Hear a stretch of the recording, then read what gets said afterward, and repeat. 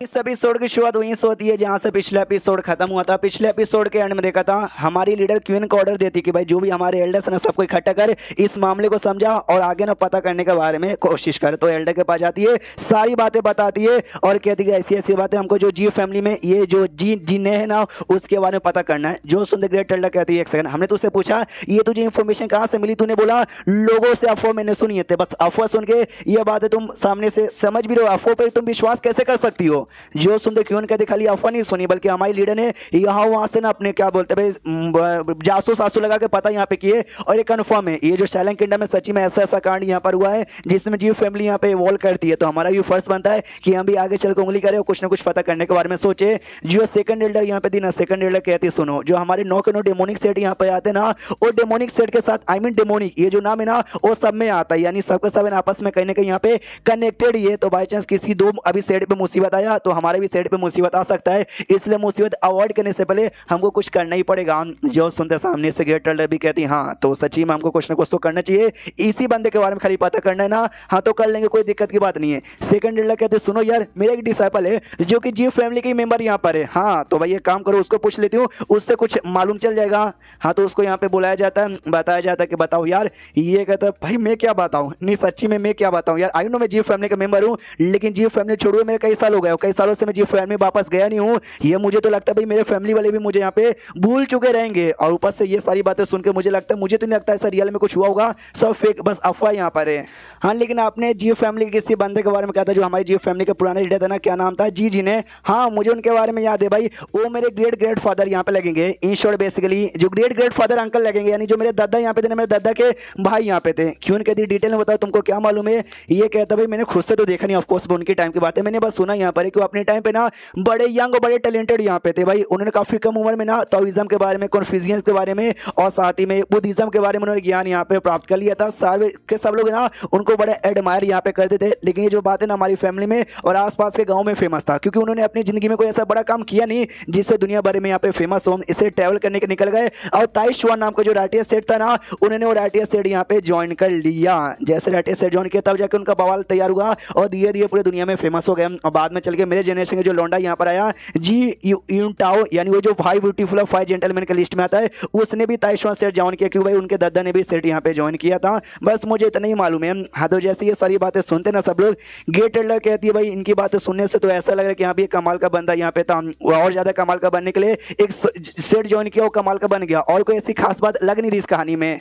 जो सुनते क्वीन कहती है तो ही तो यार जो चीजें जितनी सिंपल सुनने से और देखने से लगती है ना, वो मामला इतना कॉम्प्लिकेटेड है, इसलिए हमको भाई इसके बारे में पता करना पड़ेगा।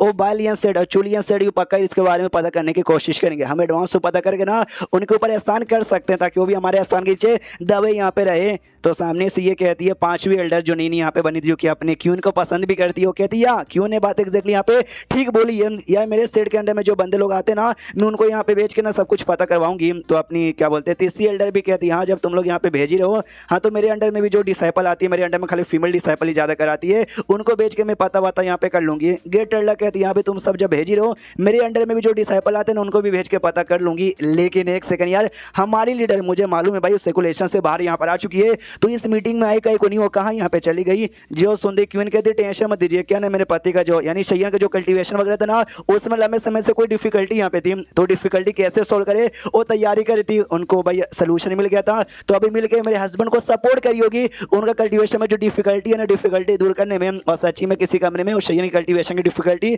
दूर करने में लगी हुई थी।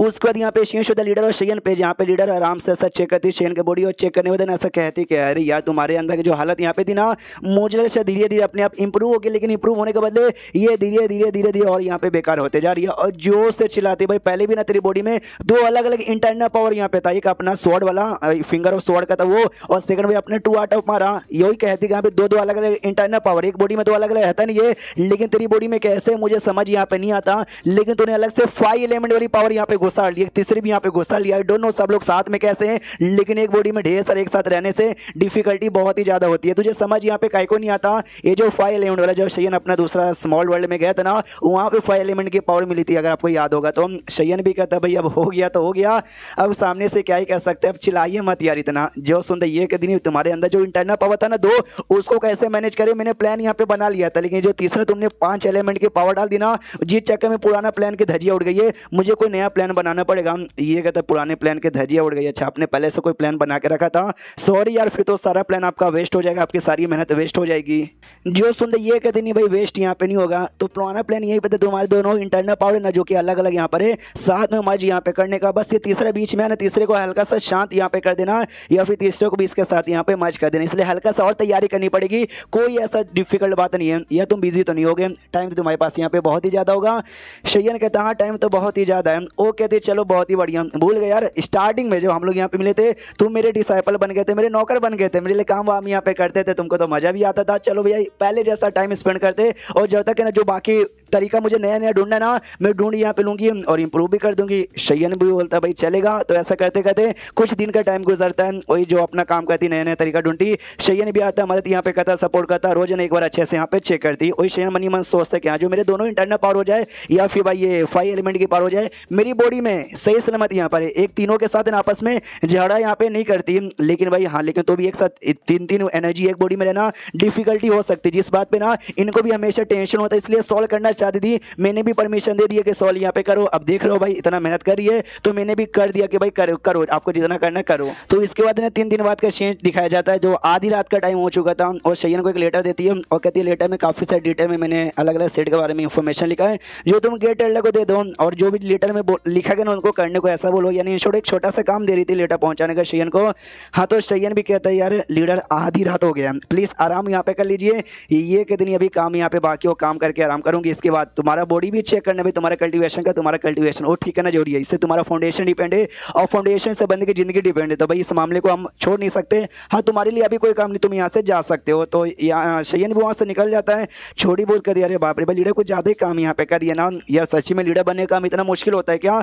जो सुनते शयन कहता है काम तो मुश्किल यहाँ पे होता है, हालांकि जो छोटे मोटे काम ने ढेर सारे वो एल्डर लोग यहाँ पे संभालते हैं, और लीडर का काम बड़ा काम होता है। अब वो काम अपने हिसाब से कम ही करिए, लेकिन जो मेरे ऊपर जो एग्जामिनेशन करती है, मेरे कल्टीवेशन में जो ध्यान यहाँ पे दे रही है ना, वो ज़्यादा यहाँ पे दे रही है। तो यार ऑफकोर्स मैं उनका माना भी नहीं कर सकता, उन्होंने बोला है, इसलिए उनके लिए जो छोटा मोटा काम है जैसे लेटर पहुंचाने का ये वो ही कर सकता हूँ, और ज़्यादा मैं क्या ही कर पाऊंगा।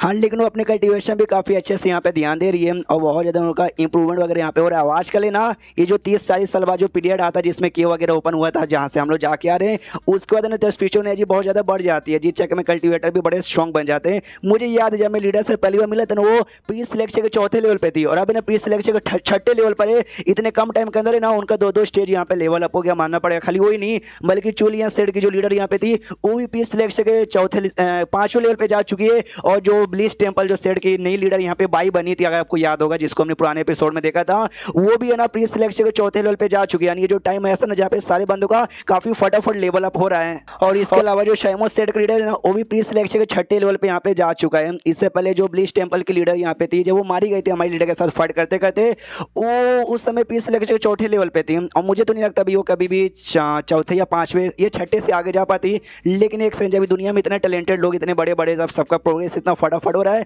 प्री सिलेक्शन का 7 लेवल का कोई बंदा क्यों नहीं है यार? मैंने तो आज तक यहाँ पे नहीं सुना, बस सुनने में आया कि भाई इस लेवल होता है, लेकिन इस लेवल का बंदा है कोई? इतने बड़े बड़े सेट के लीडर भी जा नहीं पा रहे, कहीं ऐसा तो नहीं है भाई प्री सिलेक्शन 7 लेवल पे जाते ना तुम्हारी पावर इतना ज्यादा हो जाती है ये दुनिया संभाल नहीं पाता, तुम्हारे पे बिजली आगे गिरती है, ये तुम्हारी मौत हो जाएगी, या तो भाई तुम दूसरे किसी हाइयर दुनिया में चल जाओगे, ऐसा हो सकता है। मैंने ढेर सारे मानुओं में पढ़ा है। एंड देन ये चैप्टर यहीं पे खत्म हो जाता है। तो चैप्टर खत्म तो वीडियो भी खत्म। तो मिलते हैं किसी और वीडियो में, जब तक के लिए बाय बाय।